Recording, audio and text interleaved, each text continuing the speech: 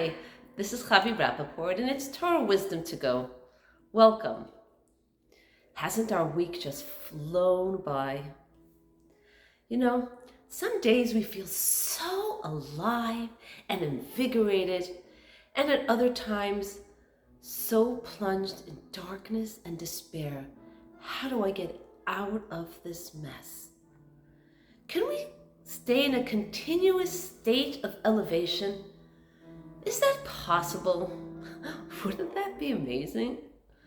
Come with me for a walk through this week's Parsha, B'halotcha, Moshe's instruction to Aaron to light the menorah, the candelabra. A little background information. The Jewish people have just finished sharing their inaugural gifts for the Mishkan, God's sanctuary. And Aaron and his tribe, the Levites, are really saddened because they have had no part in it. They weren't asked to contribute. Moshe, sensing Aaron's discomfort, calls him aside and says, Aaron, your privilege is so much greater. You will be lighting the menorah every day, every morning in the sanctuary, and it will remain lit for the entire day. How special is that? But you know, interestingly, Moshe uses the word B'halotcha et hanerot.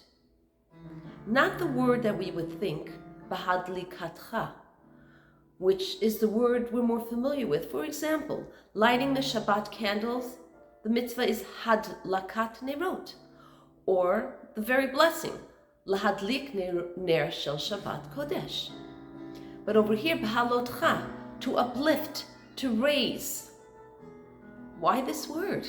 Well, this one word chosen is impregnated with so much meaning.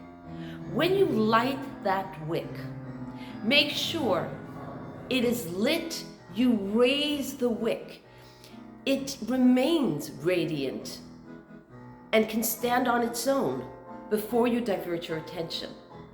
And in dealing with a candle, a Jewish soul igniting, a Jewish soul educating, inspiring another Jew, make sure that soul, that candle, Ner Hashem Nishmat Adam, every Jewish soul is Hashem's luminous candle. So that soul should be ready, should be radiant, should be luminous, able to stand on its own, within its own flame before you leave it alone. So the beginning of the Parsha talks about elevation and light and growth and raising up. And also we hear about the inauguration of the Levites in their service. Beautiful. But shortly thereafter, we read of the decadent behavior of the Jewish people who sink to an all-time low. All they do is complain, complain, complain. Murmur, murmur, murmur, murmur, murmur. You know that type? Complaining about the fact that they've just walked through the hot desert. Never mind, a journey of 3 days took 1 day miraculously. Complaining, we need meat. We're bored of the manna, the same manna day in, day out.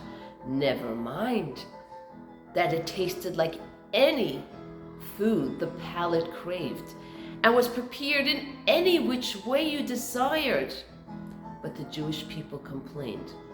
So B'halotcha, is that the name chosen to characterize the theme of this Parsha? And the lesson is so beautiful, I love it.